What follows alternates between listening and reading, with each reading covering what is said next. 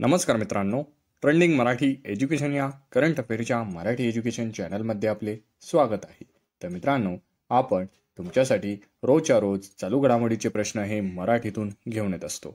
आजच्या व्हिडिओमध्ये आपण तुमच्यासाठी 25 जानेवारी 2024च्या सर्व महत्त्वाच्या चालू घडामोडी या बघणार आहोत। मित्रांनो, तुम्ही चॅनलवर नवीन असाल, चॅनलला अजूनपर्यंत सबस्क्राइब केलेलं नसेल तर सबस्क्राइब करून घ्या आणि बेल आयकॉनला प्रेस करा, म्हणजेच प्रत्येक दिवसाच्या चालू घडामोडीच्या व्हिडिओची नोटिफिकेशन तुम्हाला सर्वात आधी मिळून जाईल। तर चला आपण वेळ न घालवता व्हिडिओला लवकरात लवकर सुरुवात करूया। यंदाच्या प्रजासत्ताक दिनानिमित्त महाराष्ट्र राज्याच्या चित्ररथ कोणत्या संकल्पनेवर आधारित असणार आहे? तर या प्रश्नाचं उत्तर आहे ऑप्शन क्रमांक 1, भारतीय लोकशाहीचे प्रेरणास्थान छत्रपती शिवाजी महाराज। मित्रांनो, यंदा प्रजासत्ताक दिनानिमित्त महाराष्ट्र राज्याचा चित्ररथ हा छत्रपती शिवाजी महाराजांवर असणार आहे। हा पॉइंट लक्षात असू द्या। तर चला नेक्स्ट चालू घडामोडी बघूया। तर केंद्र सरकारने सोने व चांदीच्या शिक्क्यांवर किती टक्के आयात शुल्क वाढवलेले आहे? तर या प्रश्नाचं उत्तर आहे ऑप्शन क्रमांक 2, 5%। मित्रांनो, केंद्र सरकारने सोने व चांदीच्या शिक्क्यांवर 5% आयात शुल्क हे वाढवलेले आहे। तर केंद्र सरकारने सोने व चांदीच्या शिक्क्यांवर आयात कर शुल्क हे 10%वरून आता 15% हे केलेले आहे। हा पॉइंट देखील लक्षात असू द्या। तर चला नेक्स्ट चालू घडामोडी बघूया। महाराष्ट्र राज्यात एकूण मतदारांची संख्या किती कोटींवर पोहोचलेली आहे? तर या प्रश्नाचं उत्तर आहे ऑप्शन क्रमांक 3, 9.12 कोटी। मित्रांनो, महाराष्ट्र राज्यात आता मतदारांची संख्या ही 9.12 कोटी इतकी झालेली आहे। तर महाराष्ट्र राज्यात 18 ते 19 वर्ष वयोगटातील मतदारांची संख्या ही 1,73,00,000 एवढी आहे। हा पॉइंट लक्षात असू द्या। मित्रांनो, 18 ते 29 वयोगट म्हटला तर त्यांची संख्या आहे 1,73,00,000।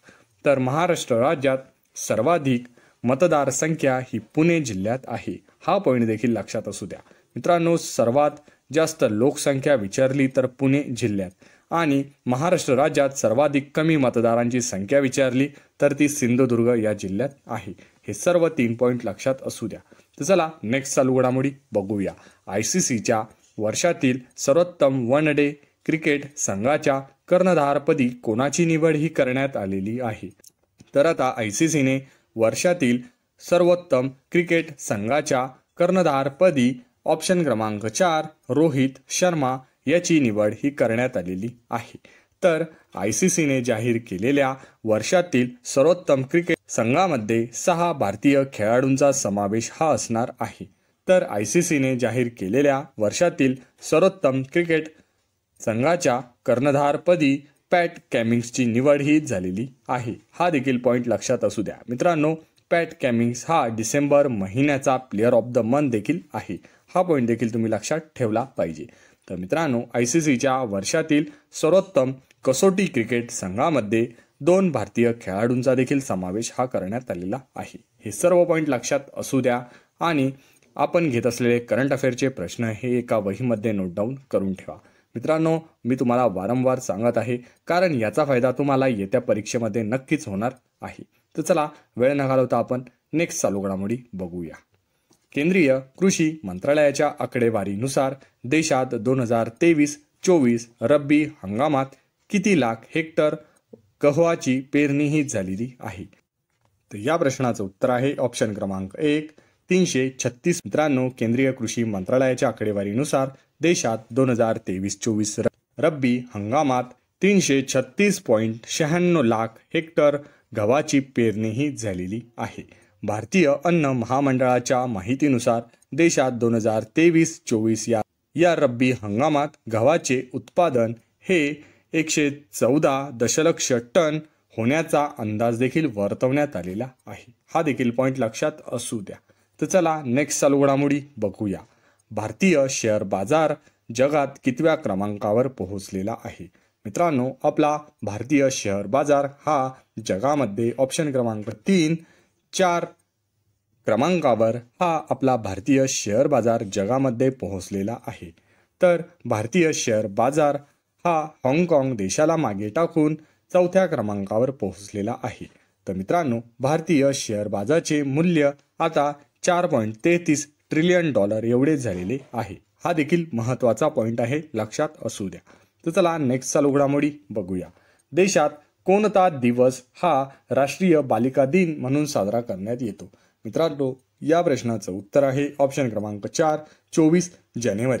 24 जानेवारी हा दिवस आपण राष्ट्रीय बालिका दिन म्हणून साजरा करत असतो। मित्रांनो, भारतात 2008 वर्षापासून दरवर्षी 24 जानेवारी हा दिवस राष्ट्रीय बालिका दिन म्हणून साजरा करण्यात येतो। हा देखील पॉईंट लक्षात असू द्या।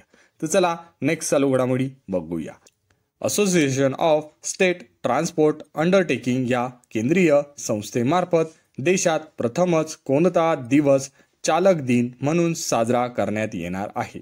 तर या प्रश्नाचं उत्तर आहे ऑप्शन क्रमांक 1, 24 जानेवारी।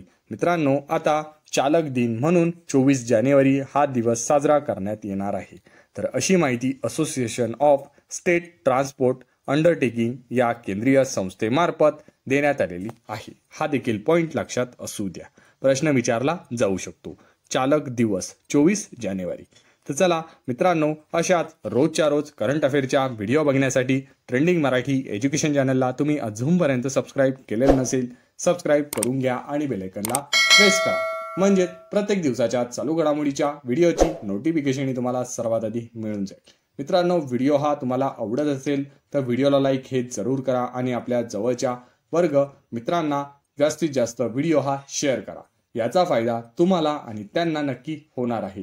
मित्रांनो, पूर्ण व्हिडिओ बघितल्याबद्दल तुमचे ट्रेंडिंग मराठी एज्युकेशन या करंट अफेअरच्या मराठी एज्युकेशन चॅनलतर्फे मनापासून धन्यवाद।